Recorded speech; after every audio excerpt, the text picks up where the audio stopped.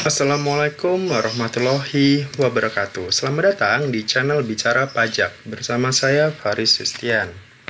Nah, kali ini kita akan membahas tentang bagaimana cara pembuatan e-bukti potong PPh pasal 23 atau biasa kita singkat menjadi e-Bupot 23. Kalau di video sebelumnya kita sudah pernah membahas tentang cara aktivasi, kemudian alur pembuatannya, sekaligus cara penandatangannya. Nah, sekarang kita akan membuat tutorial tentang pembuatan e-Bupot pasal 23 ini.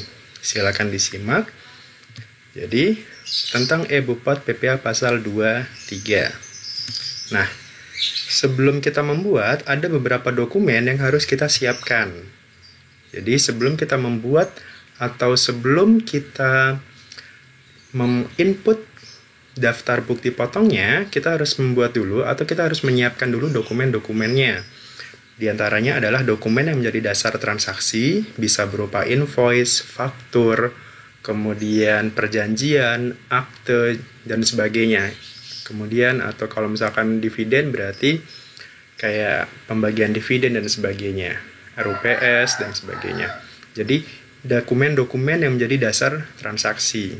Kemudian berikutnya adalah data diri NPWP yang dipotong. Jadi kita harus meminta paling tidak nomor NPWP atau NIK pemotong yang akan dipotong. Gitu. Jadi misalkan saya akan dipotong PPh pasal 23, berarti saya harus diminta atau saya harus menyerahkan NPWP atau nomor KTP saya. Paling tidak 2 identitas itu. Kemudian data penghasilan bruto beserta kode pajaknya ini sudah otomatis nanti ketika kita akan menginput. Jadi kita harus kira-kira transaksinya atas apa? Apakah karena sewa, jasa, dividen, bunga, atau yang sebagainya. Tuh. Kemudian berikutnya adalah SKB, fotokopinya. Ini apabila Anda punya SKB, surat keterangan bebas PPh pasal 23. Jadi kalau Anda punya SKB, maka silakan Anda legalisir, kemudian Anda serahkan ke pihak pemotong. Ini bagi yang dipotong ya, bagi yang dipotong.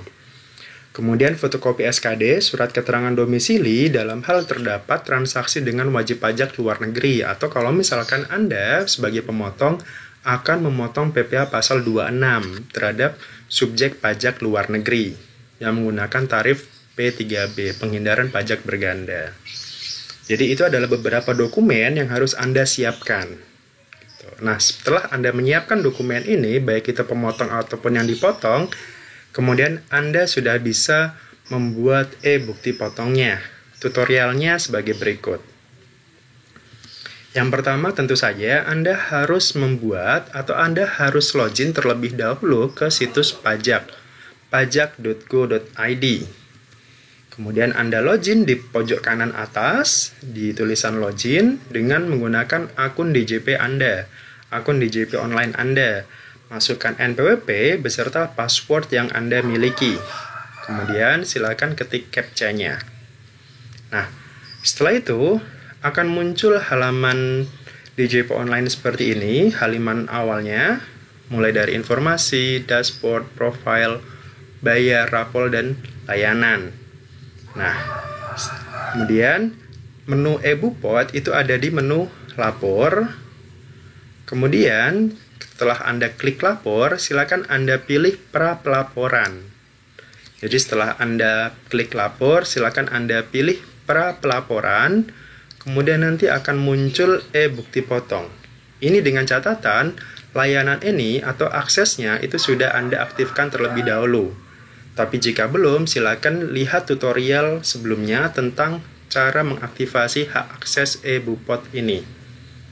Jadi setelah Anda berhasil aktivasi, silakan Anda klik lapor, kemudian pra-pelaporan, kemudian Anda klik e-Bupot ini, aplikasi e-Bupot.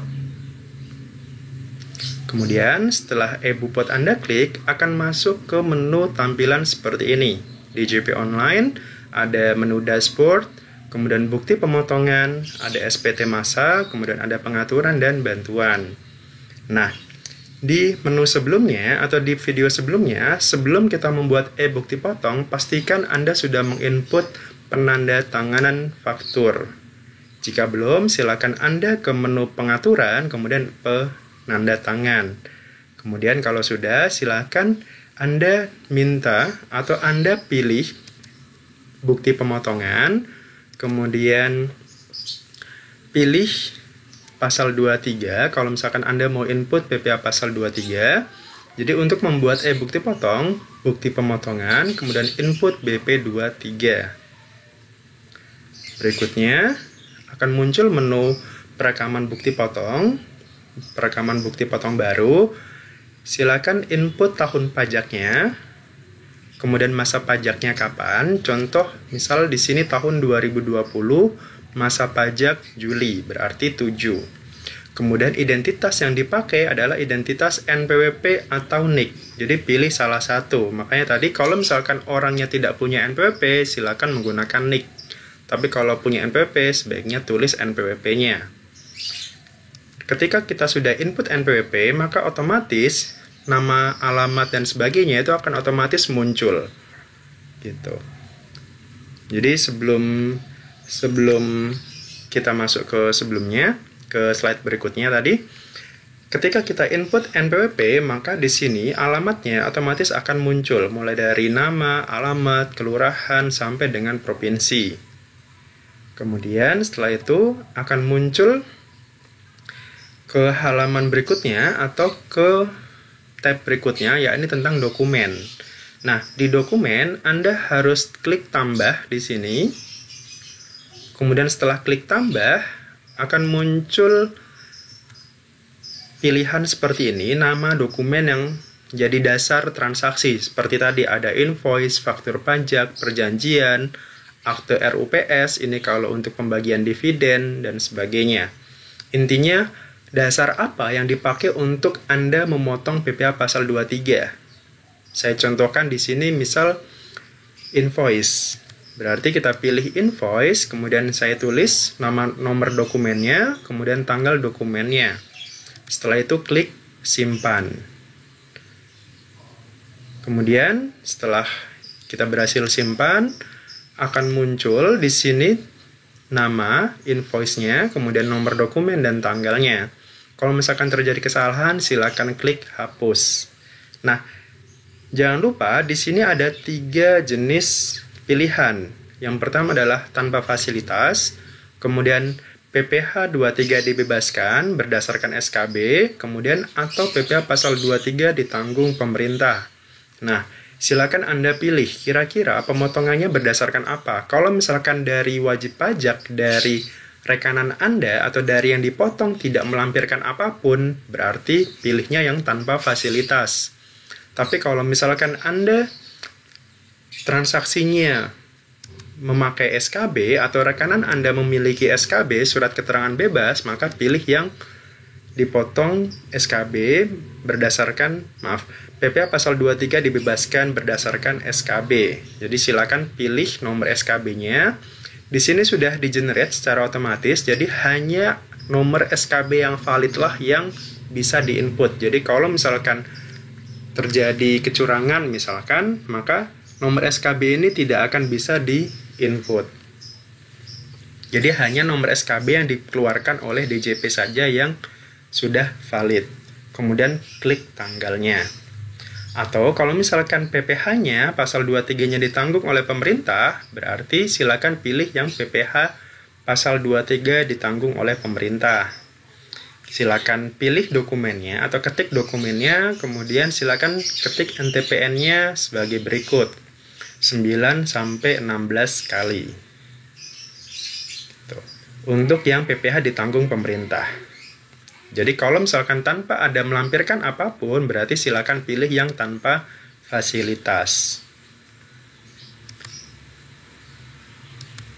Berikutnya, setelah dokumen selesai, kemudian ke tab berikutnya atau ke menu berikutnya adalah pajak penghasilan yang dipotong. Nah, di sini Anda silakan memilih kode objek pajaknya. Di sini ada beberapa, mulai dari hadiah, bunga, sewa, dividen, royalti, dan jasa. Nah, jasa sendiri ada macam-macam pilihannya. Silakan Anda pilih jasa apa saja yang dikenakan PPh pasal 23. Contohnya, saya di sini adalah tentang sewa. saya pilih sewa, kemudian jumlah penghasilan brutonya adalah 10 juta. Tarifnya secara otomatis akan menghitung kalau sewa itu artinya tarifnya 2%. Jadi di pasal 23 itu hanya ada 2 tarif, 15 dan 2%. 2% itu hanya untuk sewa dan jasa. Jadi di sini sudah otomatis akan menghitung PPh-nya adalah sebesar 200.000 tanpa fasilitas. Artinya di sini dari rekanan Anda tidak melampirkan dokumen apapun misalkan. Setelah pajak penghasilan yang dipotong, ini Anda isi, silakan masuk ke identitas pemotong pajak. Nah, di sini NPWP-nya saya blurkan, kemudian silakan penandatangannya siapa. Wajib pajak di sini Anda pilih, kemudian maka otomatis akan muncul nama yang Anda input di penanda tangan. Kemudian jangan lupa untuk cek yang data ini. Dengan menyadari sepenuhnya akan segala kewajiban dan segala akibatnya dan seterusnya, silakan Anda baca, kemudian klik simpan. Kemudian akan muncul notifikasi bukti pemotongan pasal 23 akan disimpan. Klik OK.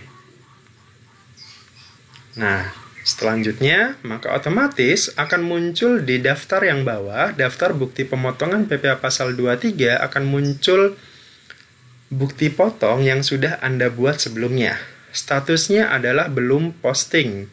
Artinya di sini masih bisa Anda ubah atau hapus.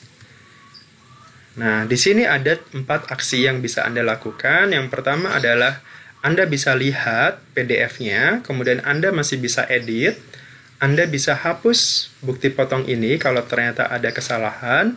Kemudian kalau misalkan sudah selesai, Anda bisa langsung kirim ke rekanan Anda dalam bentuk email. Jadi tidak perlu di-print lagi. Jadi ada 4 aksi di sini. Kalau misalkan Anda mau buat baru, silakan buat baru di sini. Ketika kita pilih lihat atau klik lihat tadi, maka kita bisa download PDF-nya dalam bentuk PDF, bukti potongnya. Nah, nomornya ini sudah otomatis dari sistem, jadi Anda tidak perlu melakukan penomoran lagi. Nah, di sini Anda bisa langsung print, kemudian dibagikan atau diserahkan ke rekanan Anda. Tapi kalaupun dalam bentuk soft copy juga tidak masalah. Baik, itu saja. Terima kasih atas waktunya. Mohon maaf kalau ada kekurangan. Semoga apa yang saya sampaikan bisa memberikan manfaat bagi Anda. Silakan subscribe channel saya apabila channel ini berguna. Dan terima kasih. Assalamualaikum warahmatullahi wabarakatuh.